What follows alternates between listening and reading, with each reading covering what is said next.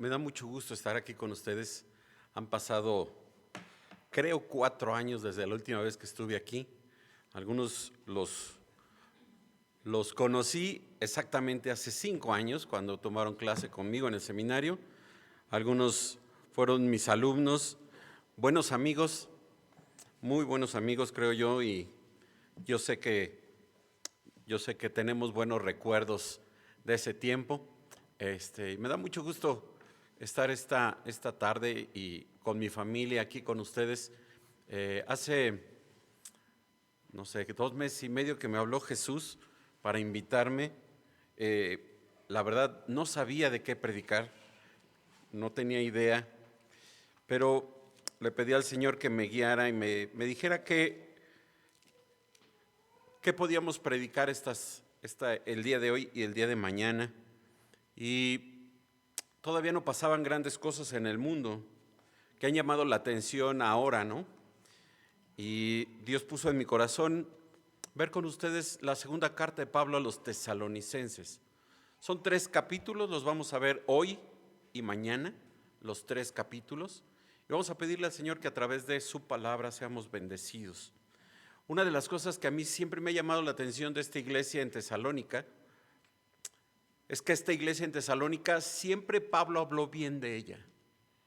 Fue una buena iglesia. Su primera carta es una carta donde es la mejor iglesia, no hay un solo reproche, todo marcha bien. Sin embargo, en la segunda carta hubo por ahí algunos asuntos que Pablo tuvo que tratar, porque algunos andaban medio indisciplinados. Pero sobre todo, Pablo les habló de la importancia de mantenerse fieles al Señor, de mantenerse fieles a la Escritura. Y ese término de fidelidad creo que es interesante y lo vamos a estar viendo durante los 3 días, porque no es solamente llegar, es permanecer fieles al Señor. Y bueno, creo que no falta uno solo de los que fueron mis alumnos hace 5 años en la iglesia hoy. Creo que todos los que fueron mis alumnos de Ixtlahuaca que venían a esta iglesia perseveran y siguen en esta iglesia. Y bueno, ese es el principio, falta mucho. Y mientras no venga el Señor, Dios quiere que nos mantengamos fieles a Él.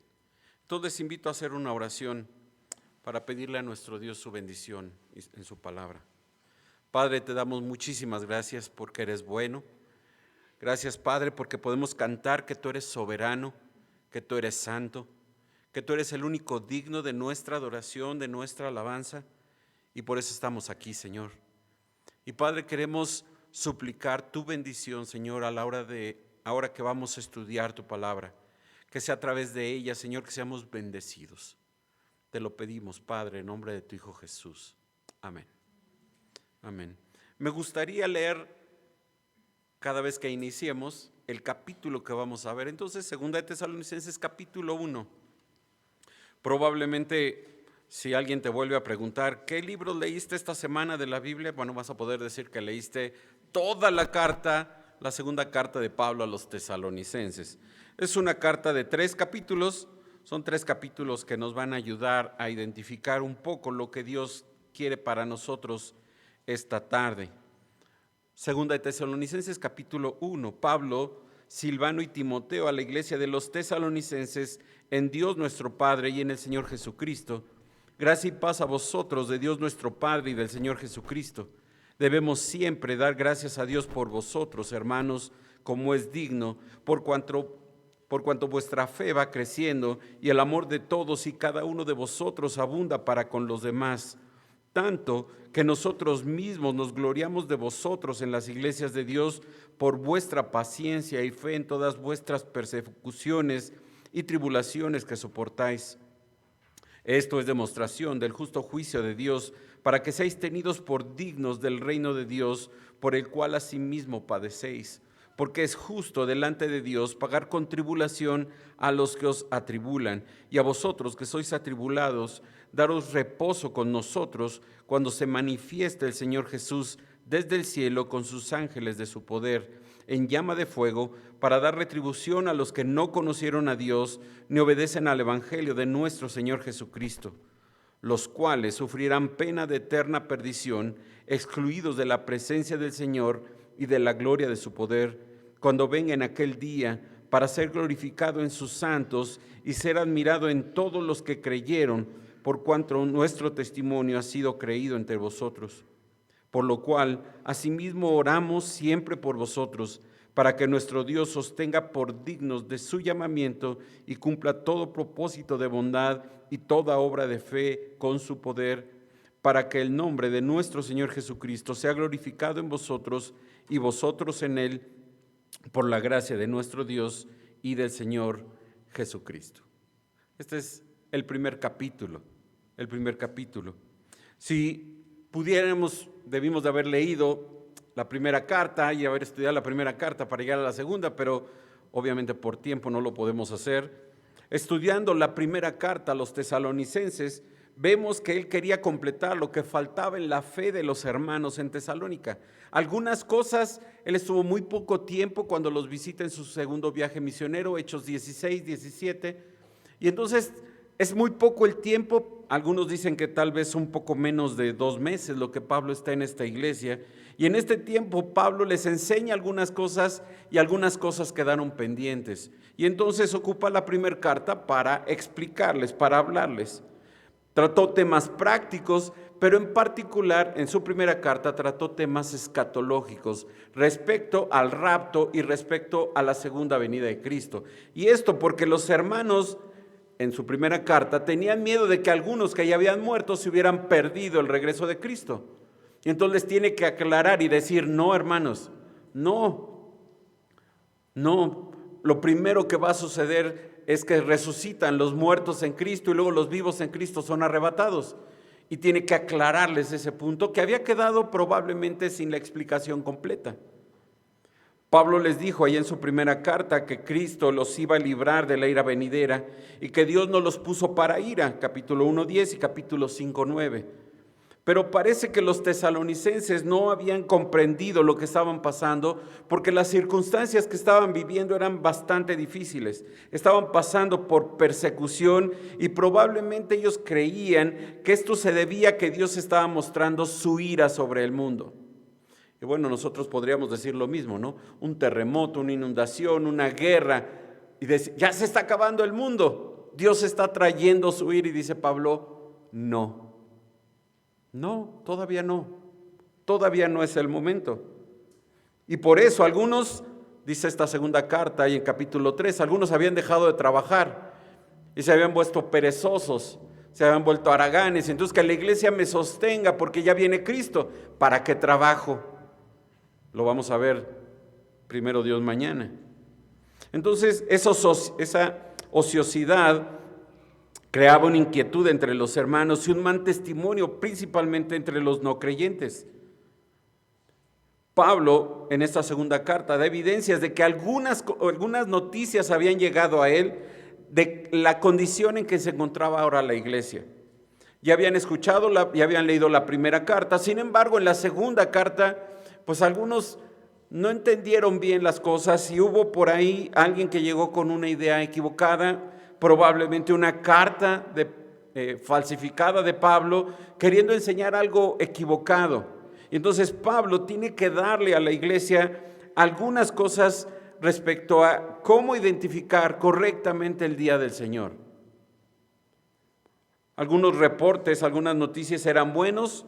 Lo vemos en este capítulo 1, los tesalonicenses continuaban creciendo, eran fieles a Cristo a pesar de la persecución, pero otras noticias eran malas. Se habían introducido en la iglesia enseñanzas falsas relacionadas con el día del Señor que crearon confusión, y algunos creyentes, aprovechando eso, dejaron de trabajar, simplemente estaban esperando el regreso del Señor. Y entonces, debido a esa situación en la iglesia, Pablo escribe esta carta. Felicita a la iglesia por su fe, por su fidelidad, por su crecimiento. Capítulo 2, corrige el error doctrinal acerca del día del Señor. 3, les advierte acerca de las consecuencias. Entonces, Pablo escribe esta segunda carta para animar a los creyentes mientras estaban pasando persecución, para que entendieran la idea, la enseñanza acerca del día del Señor y para corregir ese problema de ociosidad. Pero en particular, Pablo enfatiza la importancia de que ellos se mantuvieran fieles. Fieles. ¿Quién es el autor? Pablo. Pablo es el autor, lo tenemos ahí en el verso número 1 y lo tenemos en el capítulo 3, verso 7. Otra vez Pablo vuelve a decir, da su nombre otra vez, y él dice que él es quien escribe esta carta. ¿Cuándo escribe esta carta? Bueno, Pablo escribe esta carta en el año 51 después de Cristo, desde la ciudad de Corinto. Si creemos esto, si creemos esta fecha, esta sería la tercera carta de Pablo escrita. La primera sería Gálatas, la segunda sería Primera de Tesalonicenses y la tercera sería esta segunda carta a los tesalonicenses. Mis alumnos tenían que haberme contestado eso sin que yo les dijera, porque eso se los enseñé en el seminario. Pero bueno, lo voy a dejar así como que sí se acordaban de eso. Este capítulo 1, Pablo, como título, yo le puse fieles a pesar de la persecución. Fieles a pesar de la persecución. El sábado pasado, el mundo despertó con una noticia terrible, una masacre terrible en Israel. Yo creo que todos escucharon las noticias. Y si no, te invito a que lo hagas. Una masacre terrible de un grupo llamado Hamas, un grupo extremista islámico palestino que entra a Israel y mata, asesina hombres, mujeres, niños, ancianos, bebés, sin ningún remordimiento, sin ningún detenerse para nada. Simplemente llegan y matan gente y se llevan no sé cuántas, 150 personas a la franja de Gaza. Y el mundo despertó angustiado y 2 o 3 días después el mundo dijo, viene la tercera guerra mundial porque Israel le declaró la guerra a estos palestinos. Y entonces el mundo piensa, ya se va a acabar. Bueno, no se va a acabar. No se va a acabar. Jesús dijo ahí en Mateo 24 que este es principio de dolores. Y los dolores a los que se refiere en Mateo 24 se refiere a dolores de parto. Y va a haber guerras, rumores de guerras, temblores, hambres. Va a haber un montón de cosas, pero todavía no es el fin. Todavía no. Y cuando yo estaba preparando esto, bueno, ya lo tenía, pero cuando viene la noticia dije, Señor, pues te hubieras esperado un poquito, ¿no? Porque van a pensar los hermanos que vamos a estudiar esto porque ya está viniendo el Señor. Bueno, sí, ya está viniendo, pero todavía no. Y lo voy a explicar en un rato más. Fieles a pesar de la persecución. Y tal vez aquí en Ixtlahuaca no sufren persecución por su fe. Creo que no. Cuando menos no nos estaban apedreando aquí afuera ahorita que entramos. Cuando menos los veo llegar a todos sin prisa, sin correr, sin una gota de sangre en la frente. Entonces probablemente no estemos pasando la persecución que los hermanos en Tesalónica sí, pero probablemente estamos teniendo un tipo de persecución distinta, tal vez en tu trabajo, tal vez en tu escuela, tal vez tus compañeros de trabajo, de escuela, tal vez tus vecinas, tal vez las mamás de los compañeros de tu hijo en la escuela. En algún momento, de alguna manera, estás pasando por dificultades debido a tu fe. Y tu fe está siendo probada en medio de la persecución, en medio de la prueba. Eso era lo que Pablo les habla a ellos en este capítulo 1. Primero hay un saludo, ve verso 1 y 2. Vamos a ir viendo el pasaje conforme lo va escribiendo Pablo. Pablo empieza hablando de estos 3 hombres que menciona en la primera carta, capítulo 1. Pablo es el autor, dice Pablo, Silvano y Timoteo a la iglesia de los tesalonicenses en Dios nuestro Padre y en el Señor Jesucristo. Gracia y paz a vosotros de Dios nuestro Padre y del Señor Jesucristo. Pablo es el autor, dirigido, inspirado por el Espíritu Santo, y él habla en primera persona. Él es quien tiene la voz en esta carta, pero lo acompañan Silvano o Silas y Timoteo. Se unen a él para enviar esta epístola. Él usa el pronombre nosotros un poco más adelante y entonces escribe por él, pero también por ellos. Todos sabemos quién es Pablo, Saulo de Tarso. Su nombre significa pequeño. Fue encontrado por nuestro Señor Jesucristo allá en camino a Damasco y es salvado por el Señor. Todos conocemos la historia de Pablo, no voy a detener con él. Silvano, probablemente menos conocido, lo conocemos como Silas, compañero de Pablo en su segundo viaje misionero. Él era el secretario, el escritor amanuense, se dice, de Pablo. También fue Silvano, escritor de Pedro.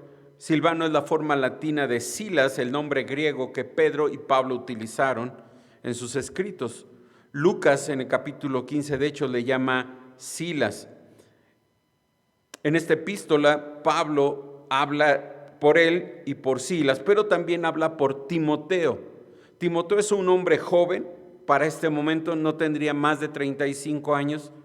Obviamente en aquel tiempo era muy joven y ahora diríamos demasiado joven era Timoteo. Sí, probablemente. El nombre de Timoteo significa honrado por Dios o el que honra a Dios. Este nombre fue probablemente dado por su madre, que era judía, o por su abuela, que también era judía. El padre de Timoteo era griego, era no creyente probablemente. Se unió en este segundo viaje misionero junto con Silas y Pablo y viajaron juntos a Tesalónica. Pablo de ahí va a Corinto y de Corinto manda de regreso a Timoteo a Tesalónica para ver cómo estaba la iglesia, y Timoteo regresa con noticias y entonces Pablo escribe la segunda carta y ahí va otra vez Timoteo con la segunda carta. Pobrecito Timoteo, era el joven, por eso lo mandaban, era el mandadero. Por eso Pablo tenía a Timoteo ahí cerca y escribe Pablo, dice, a la iglesia de los tesalonicenses, a la iglesia, una asamblea, un grupo de hombres creyentes unidos en Cristo por la fe en la muerte expiatoria de Cristo. Por lo tanto, al creer en Cristo son hijos de Dios. Y Pablo describe a esta iglesia en Dios nuestro Padre y en el Señor Jesucristo.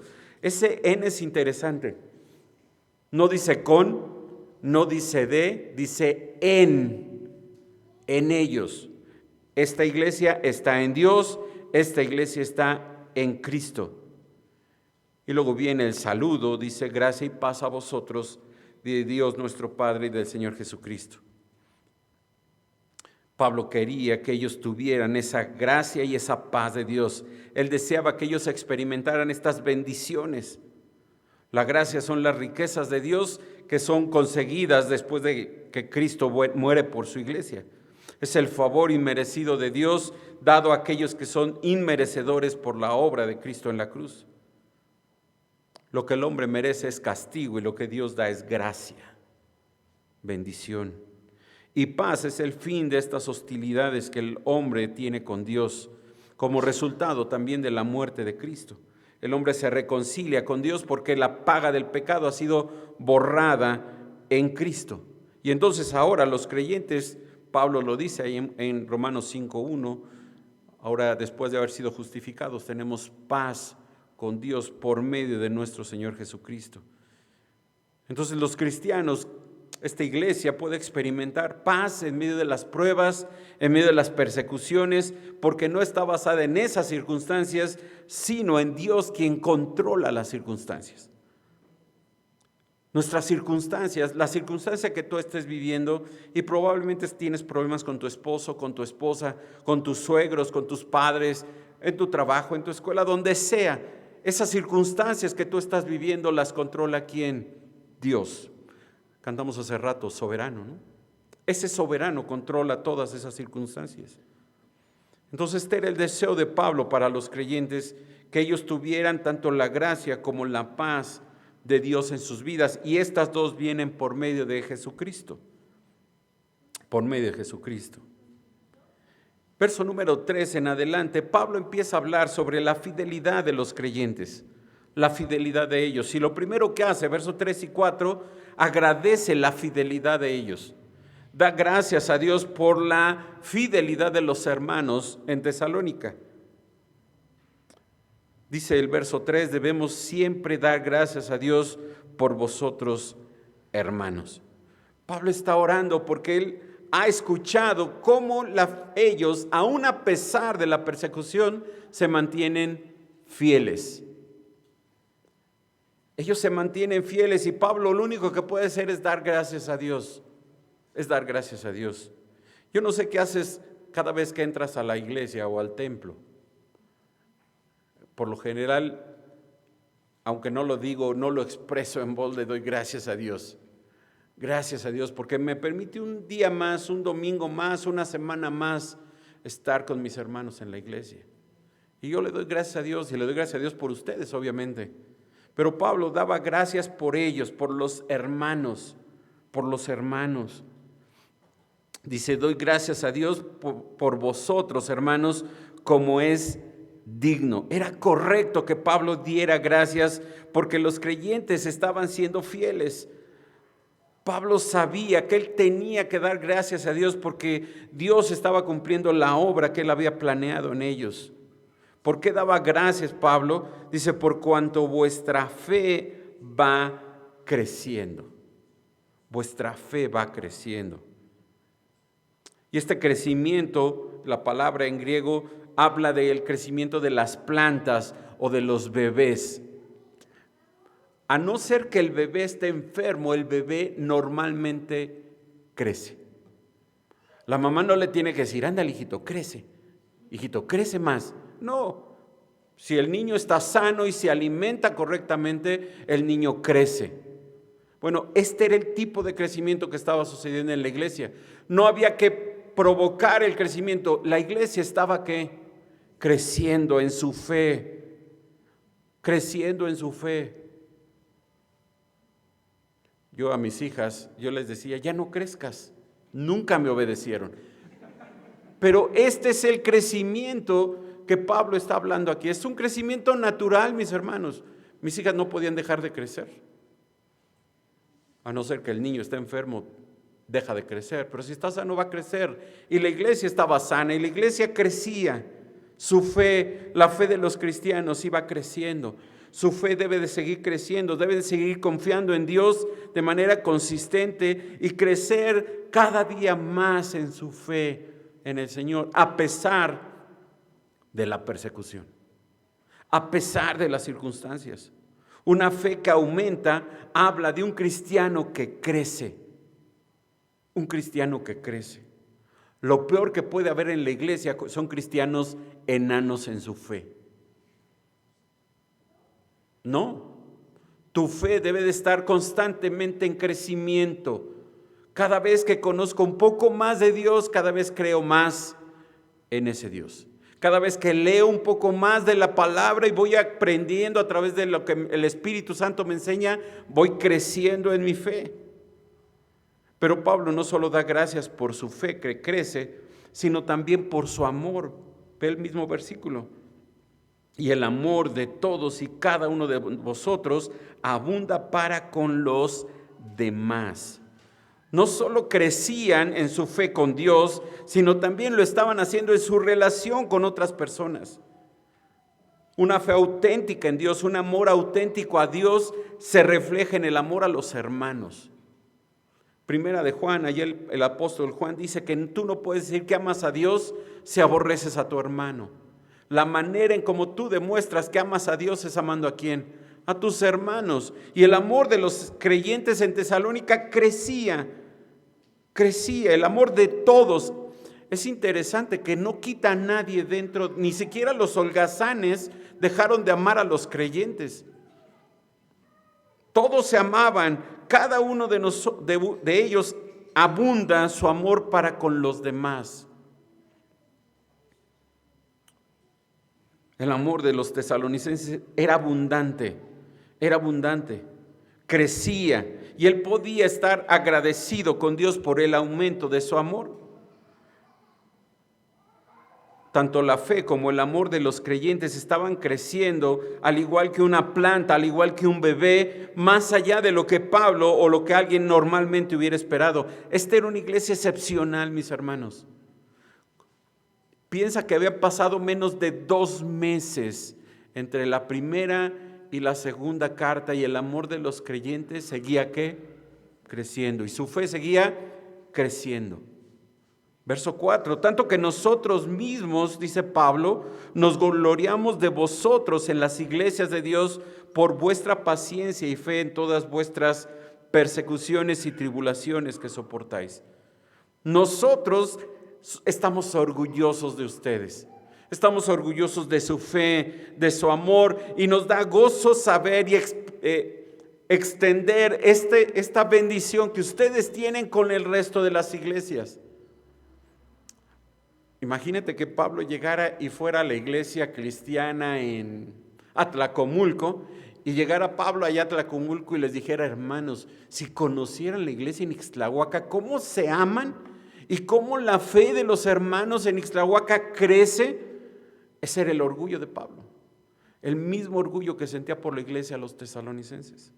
Su amor, su fe va creciendo, y agrega dos cosas: por vuestra paciencia y fe. Si algo destacaba esta iglesia era su paciencia. La palabra es upomone. Su paciencia en medio de las circunstancias. En medio de las situaciones difíciles, los creyentes en Tesalónica permanecieron fieles al Señor, por lo que Pablo habla con orgullo de ellos a las otras iglesias. Fíjate que los hermanos no huyeron de las circunstancias. No dijeron: bueno, dejemos Tesalónica y vayámonos a otro lado porque aquí está difícil la persecución. Se quedaron en Tesalónica, soportaron las tribulaciones, soportaron la persecución en Tesalónica, al grado de que Pablo dice que su paciencia era ejemplar. Su paciencia era ejemplar. Probablemente los hermanos de Tesalónica consideraron esas circunstancias como la voluntad de Dios para sus vidas y afrontaron las presiones con la determinación de que ese Dios soberano en el que ellos creían controlaba sus circunstancias. Tenían fe en Dios, suficiente fe para resistir y aceptar esas circunstancias que Él permitía si era para su gloria. Ahora, lo que estaban viviendo era difícil, mis hermanos. Pablo habla de tribulaciones, dificultades, presiones que estaban viviendo ahí en Tesalónica.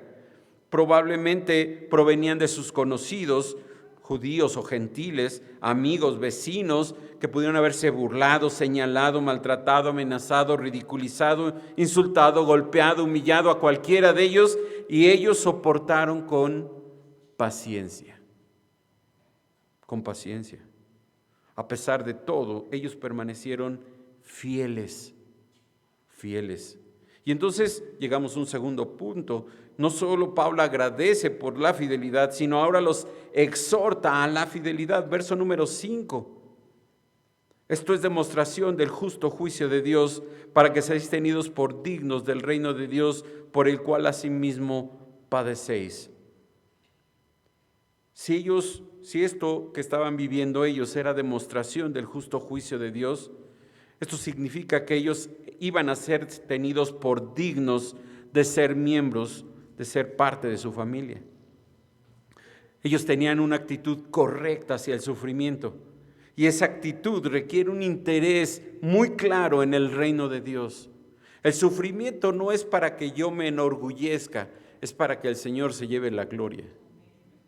El sufrimiento, la persecución que yo pudiera tener, si Dios lo permite en mi vida en algún momento, no es para que yo me exalte y diga: cómo soporto, qué fuerte es mi fe. No, es para decir: Señor, gracias porque tú me sostienes y no me dejas. Pablo sabe que ellos tenían un enfoque correcto. Ellos no pensaban en su propia felicidad, en su realización propia, sino en la gloria de Dios y el cumplimiento de sus propósitos. Su actitud era demostración, dice Pablo, de que el proceso sabio de Dios, por medio del cual Él limpia y perfecciona al cristiano a través del sufrimiento, se estaba cumpliendo dentro de sus propias vidas, dentro de su propia iglesia. Una de las cosas que Satanás no previó cuando empezó a perseguir a la iglesia es que la iglesia saliera fortalecida en medio de la persecución. Satanás no lo vio. Satanás dijo: si los persigo y los mato, acabo con su fe.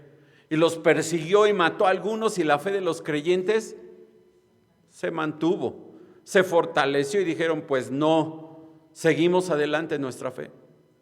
Y entonces Satanás cambió de táctica. Ya no persigue a la iglesia, ahora se mete a la iglesia a destruirla desde adentro. Difícilmente nos van a perseguir, pero Satanás se puede infiltrar y puede desde dentro intentar destruir la iglesia. Por eso es necesario mantenerse fieles, fieles a Dios, fieles a su palabra. Para el creyente, los problemas, el sufrimiento debe ser algo esperado. Pablo se lo dijo a Timoteo, ahí en 2 de Timoteo, si quieren búsquenlo de manera rápida, 2 de Timoteo 3:12. No quiero que busquen muchos pasajes, si no, no voy a acabar, pero este pasaje me gusta, 2 de Timoteo 3:12, y también dice Pablo a Timoteo: todos los que quieren vivir piadosamente en Cristo Jesús, que padecerán persecución. ¿Tú quieres vivir piadosamente? ¿Tú quieres tener una vida piadosa delante de Dios? Sí, padecerás persecución. Va a haber sufrimiento, va a haber pruebas. Alguien va a perseguirte por tu fe. No porque robaste, no porque... No, por eso no, por tu fe. Tu fe será probada, dice Pablo. Tu fe será probada. Verso número 6. Porque es justo delante de Dios pagar con tribulación a los que os atribulan, y a vosotros que sois atribulados, daros reposo con nosotros. Escucha, cuando se manifieste el Señor Jesús desde el cielo con los ángeles de su poder. Es justo delante de Dios. Dios es un Dios justo. Siempre obra con justicia. Siempre lo hace. Y este justo juicio de Dios sirve para perfeccionar a los creyentes, pero, verso 6, también sirve para dar retribución a aquellos que los han perseguido, que los han atribulado, dice Pablo. El cómo y el cuándo de la retribución de Dios para con ellos está determinado solamente por Dios en su soberanía y en su sabiduría infinita. Por lo tanto, no debemos de pedirle: Señor, acaba con mis enemigos. No, el Señor sabrá cuándo acaba con ellos. Pero es justo y Dios pagará con justicia.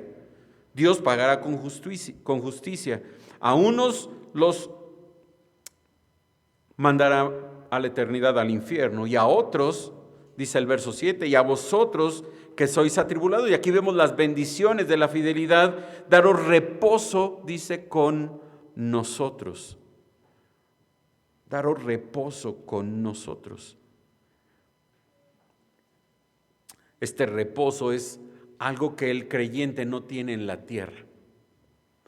El creyente en la tierra no tiene descanso, no tiene reposo. El reposo lo vamos a encontrar cuando lleguemos a la presencia de Dios. Cuando tengamos esa glorificación que Cristo dará a nuestras vidas y nos presentemos delante de nuestro Dios como Él lo merece, como santos, y allí tendremos el reposo que estamos buscando. ¿Recuerdas la historia del rico y Lázaro ahí en Lucas? Dice que muere el rico y muere Lázaro, y dice que Lázaro fue llevado al seno de Abraham. Se oye medio raro eso del seno de Abraham, ¿no? ¿Sí? No es como que muy común, ¿no? Es como que no es algo muy común. Bueno, lo que significa es un lugar de descanso. Es un lugar de reposo. Es un lugar de paz. ¿Has visto cómo un bebé descansa en el pecho de su madre? El bebé está preocupado, ¿no? Ay, me van a cobrar los impuestos. Se me va a quemar la olla del atole. El bebé está preocupado por algo. Él dice: este es el mejor lugar y de aquí no me mueven. Y si por él fuera, allí estaría toda la vida. Bueno, ese es el reposo que Dios quiere dar al creyente. Ese es el tipo de reposo que nos espera un día cuando lleguemos a la presencia de Dios. Un día estaremos ahí. ¿Cuándo vendrá? El mismo Pablo responde, verso número 7, cuando se manifieste, cuando se revele el Señor Jesús, y aquí se refiere a su segunda venida, cuando Él sea revelado como juez de todos, cuando venga desde el cielo, dice Pablo, con los ángeles de su poder. Bueno, yo te invito a que leas Apocalipsis 19, cuando viene Jesucristo, el Rey de Reyes, Señor de Señores, y viene y destruye a sus enemigos e instaura su reino milenial. Y a partir de ahí tú y yo gozaremos de un perfecto descanso con nuestro Dios. Bueno, probablemente sea antes, si somos llevados a su presencia antes. Pero a partir de ahí, todo el sufrimiento ha terminado. Ahí todos ellos verán su poder. Dice Juan ahí en Apocalipsis 19 que todos sus enemigos son ejecutados con la espada que sale de su boca.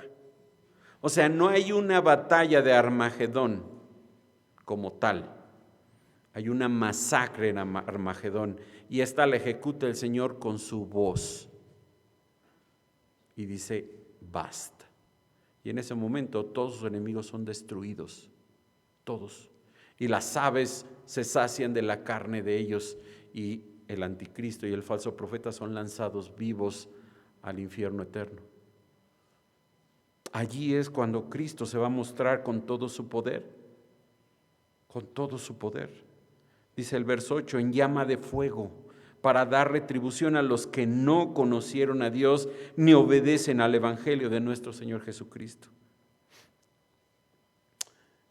A veces yo quisiera ser mucho más, a tener la imaginación para imaginarme cómo va a ser ese día en que el Señor Jesucristo venga con poder y dice en llama de fuego. Y este es un símbolo de juicio. Un símbolo donde Dios va a dar un castigo pleno a todos sus enemigos, a todos aquellos, dice Pablo, que no conocieron a Dios, aquellos que no tuvieron una relación personal con Dios, aquellos que jamás pudieron haber escuchado, pudieron haber asistido a una iglesia, pudieron haber tenido una Biblia, pudieron haber cantado alabanzas, pudieron haber salido a predicar el Evangelio, pero nunca tuvieron una relación personal con Él. Este conocimiento no es de inteligencia, no es de comprensión, sino habla de intimidad. ¿Te acuerdas qué dijo Jesús ahí en Mateo 7? Busca por favor Mateo 7.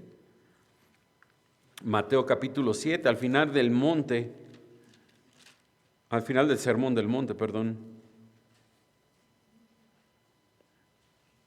Mateo 7, 21.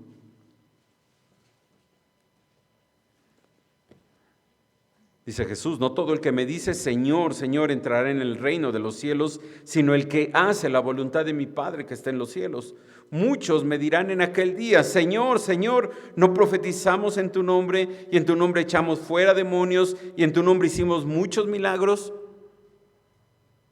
Pues todos diríamos, pues deben de entrar, ¿no? Hicieron tantas cosas por Él, deben de entrar al reino de los cielos. ¿Qué más necesitaban hacer?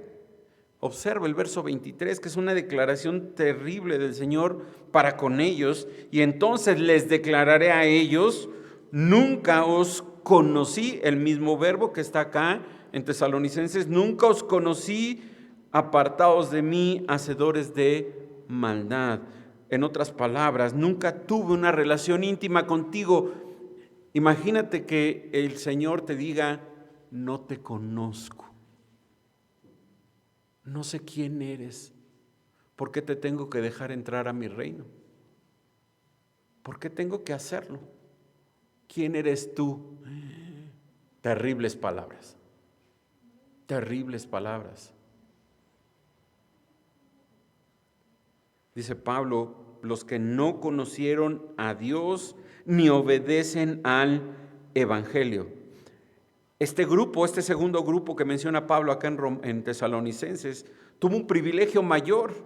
Conocieron el Evangelio, escucharon de viva voz de alguien las buenas nuevas de salvación en Cristo. Escucharon que vino a la tierra, que tuvo una vida perfecta, que fue llevado a la cruz sin culpa, que murió en la cruz por sus pecados y que Él... Estamos despiertos. Y Él murió por ellos y ellos, dice, no obedecieron. No obedecieron. El juicio de Dios es perfectamente justo. Ellos rechazaron de forma deliberada la revelación del Evangelio de Dios.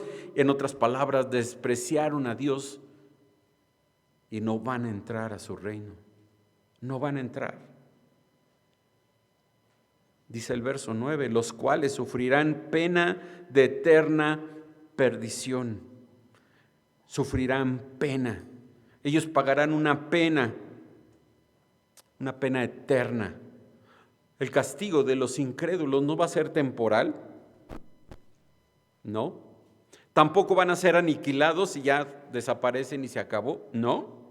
El castigo de ellos va a continuar a través de toda la eternidad y los que sean castigados serán conscientes de dónde están y por qué están y quién no está.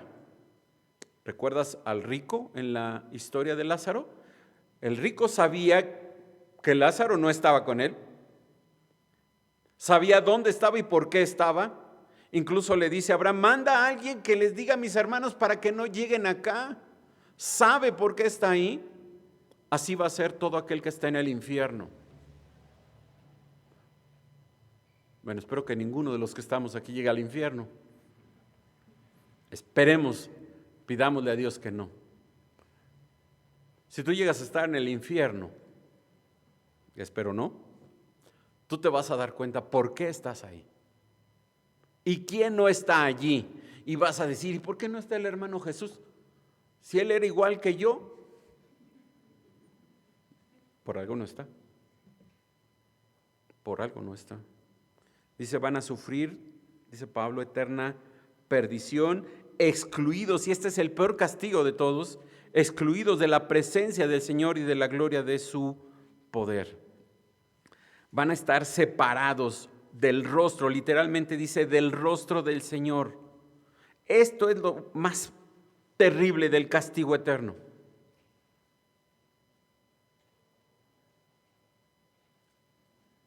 Nosotros como cristianos tenemos la esperanza de ver a nuestro Señor, de estar con Él, pero el castigo de los incrédulos es que esa presencia no la van a poder tener, no van a poderse acercar a Dios. ¿Sabes qué es lo peor de todo? Que Dios está en el infierno. ¿Sí? El que gobierna en el infierno no es Satanás, es Dios. Y Dios va a estar allí y ellos no van a poderse acercar a Dios. No van a poderse acercar a Dios. Están excluidos para siempre de la presencia del Señor. No se van a poder acercar a Él. Este lugar que entendemos es el infierno, es eterno, dura para siempre, no es reversible, nadie sale del infierno. Es un lugar de perdición, de ruina completa, donde el hombre va a estar en un estado consciente de la situación y simplemente va a estar separado de Dios. ¿Cuándo será? Verso 10, cuando venga en aquel día. El mismo día que dice el verso 7, cuando venga en aquel día, cuando Cristo venga a la tierra y se ha glorificado a través de los creyentes que Él ha transformado para hacerlos santos. No se refiere al rapto aquí, se refiere a la segunda venida. Se refiere al momento en que Jesucristo se muestre como Rey de Reyes y Señores. Aquel día, el día de la segunda venida de Cristo, Él va a establecer su reino terrenal en Jerusalén, va a destruir a los ejércitos del anticristo y entonces va a juzgar a los judíos que estén vivos, a los gentiles que vivan, y solo creyentes entrarán al milenio con Él y todos los demás morirán. Por eso dice Pablo que Cristo será glorificado en y no por sus santos, en ellos. Su gloria se reflejará en ellos. Nos vamos a admirar porque nosotros vamos a venir con Él. Vamos a estar con Él. Dice Juan 14 que cuando Él venga en el arrebatamiento por su iglesia, lo vamos a ver en un rato más, nos vamos a ir con Él y cuando Él venga, vamos a estar con Él porque a partir del momento en que Él se lleve a su iglesia no se vuelve a separar de su Señor. Ya no nos separamos de Él. Ya no lo hacemos. Por lo cual, dice Pablo, verso número 11, oramos siempre por vosotros, para que nuestro Dios os tenga por dignos de su llamamiento y cumpla todo propósito de bondad y toda obra de fe con su poder. No solo da gracias Pablo por ellos, sino ahora ora por ellos. Ora por el bienestar espiritual de la iglesia. Pide que Dios, el Dios de los apóstoles, el Dios de los hermanos en Tesalónica, tome en cuenta y los declare dignos del llamamiento que Él hizo a ellos. Os tenga por dignos de su llamamiento. El llamamiento de Dios es un tema muy interesante en la Escritura. No es el pecador quien busca a Dios, es Dios quien llama al pecador a la salvación. Entonces el llamamiento es Dios quien hace el llamado al hombre para que venga a la salvación. Deje el impío su camino y el hombre inicuo sus pensamientos y vuélvase a Jehová, dice el profeta. Ese es el llamado de Dios. Nosotros hemos recibido el llamado de Dios, la gracia de Dios de la salvación y debemos de vivir vidas dignas de ese llamamiento. ¿Cómo? Manteniéndonos fieles a pesar de las circunstancias. Y también Pablo oraba porque el Señor trajera, dice, todo propósito de bondad, que toda obra fuera motivada por su fe en Dios. Dice Pablo, cumpla todo propósito de bondad y toda obra de fe con su poder. No es que ellos tuvieran el poder para hacer las cosas, sino es que ellos confiaban en el poder de Dios. Y tercero, verso número 12, para que el nombre de nuestro Señor Jesucristo sea glorificado en vosotros y vosotros en Él, por la gracia de nuestro Dios y del Señor Jesucristo. Cuando esto suceda, cuando Cristo venga, cuando se muestre este Mesías con todo su poder, los creyentes van a mostrar, van a glorificar el nombre de Jesucristo. Pablo estaba pidiendo que Dios glorificara completamente a Jesucristo en estos creyentes en Tesalónica, en ellos. ¿Cómo va a ser esto posible?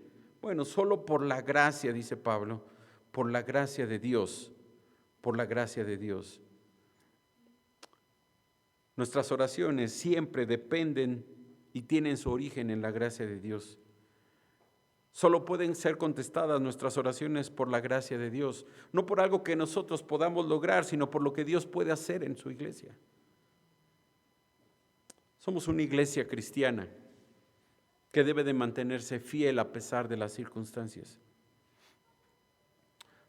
Otra vez, una iglesia que se ama, una iglesia que ama a todos, dice Pablo, una iglesia que tiene fe, que está creciendo constantemente, una iglesia que demuestra ser paciente en medio de los problemas, en medio de las dificultades.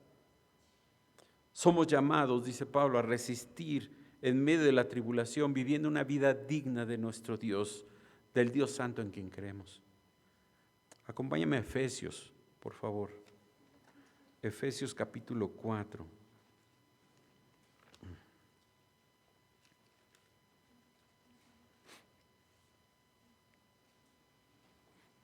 Yo estoy seguro que Pablo oraba por esto a los hermanos en Tesalónica. Efesios 4:1.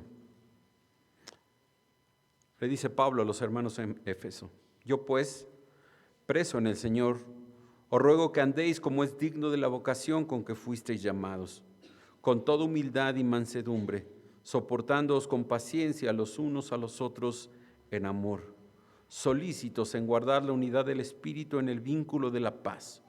un cuerpo y un espíritu, como fuisteis también llamados en una misma esperanza de vuestra vocación, un Señor, una fe, un bautismo, un Dios y Padre de todos, el cual es sobre todos y por todos y en todos. Gracias, Padre, por tu palabra. Gracias por la enseñanza, por recordarnos, Padre, que lo que tú deseas es que seamos una iglesia fiel a ti, una iglesia que te ame y que muestre ese mismo amor a los hermanos, pero sobre todo una iglesia que se mantiene a pesar de las circunstancias fiel a ti, una iglesia que crece en su fe y una iglesia que tiene la esperanza de un día estar contigo y disfrutar de ti, Señor, por toda la eternidad. Sabemos que esto vendrá, que este día llegará y que gozaremos, Señor, estar a tu lado. Gracias por tu palabra, Padre. En nombre de tu Hijo Jesús te agradecemos todo. Amén.